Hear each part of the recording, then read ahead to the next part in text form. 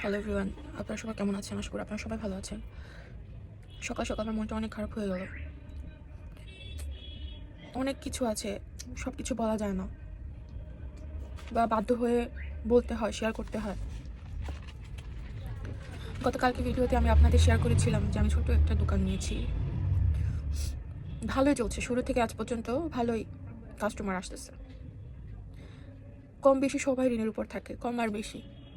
But আমাদের এই সময়টা এমন যাচ্ছে, আমি আপনাদের বলতে পারবো না। হয়তো বা দেখবেন সবাইকে দেখা যায় উপরে হাসি খুশি আনন্দে মেতে আছে, বাট এক একজনের ভেতরে এক একটা কষ্ট, এক একটা দুঃখ আমি কাউকে বুঝতে দিতে চাই না বা বুঝতে দিতে চাচ্ছি না। বাট কেন জানি মনে হলো আমি আপনাদের সাথে শেয়ার করি। আমার আম্মু আমার আম্মুর উপর অনেক ঋণের বোঝা। হ্যাঁ, একদিন হয়তো এখান থেকে উঠে আসবো, বাট সময়টা যে কিভাবে পার করবো বুঝতে পারতেছি না। তো একটু আগে একজন এনজিওর লোক এসে, মানে ঋণটা আমার নামেই নেওয়া বিজনেস পারপাসে। তো অল্প ছোটোখাটো পুঁজি নিয়ে তো ব্যবসা হয় না, অনেক কিছু, অনেক টাকা লাগছে এখানে।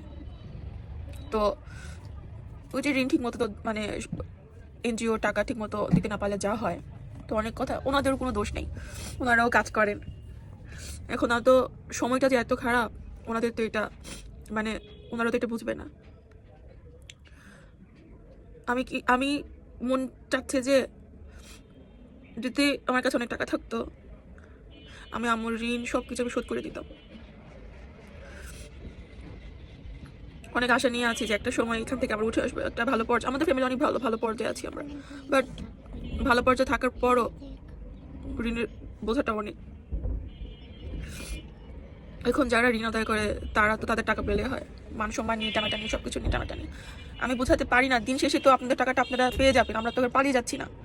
কিছু কিছু হলেও দিচ্ছি, হয়তো বা ঠিক মতো দিতে পারছি না। মানে অনেক দিনের জমানো কষ্টটা আজকে আমার টোপ দিয়ে পড়তেছে। অনেক লজ্জার মধ্যে থাকি আমি, কখন কি হয়, কখন কথা শুনতে হয়। আমার আম্মুটা অনেক সহজ সরল, বুঝে নাই, বা আম্মুকে কেউ সঠিক ইয়াটা দেয় না যে এরকম এরকম টাকা পয়সা এমন এমন করে নাড়াচাড়া করতে হয়। যদি চালাক হতো এতটাও ঋণের বোঝা হতো না। প্রায় 1 কোটির মতো। একদিন অবশ্যই উঠে আসবো, এটা বিশ্বাস, কিন্তু সময়টা কিভাবে পার করবো বুঝতে পারছি না। আপনারা আমার দোয়া করবেন, আশীর্বাদ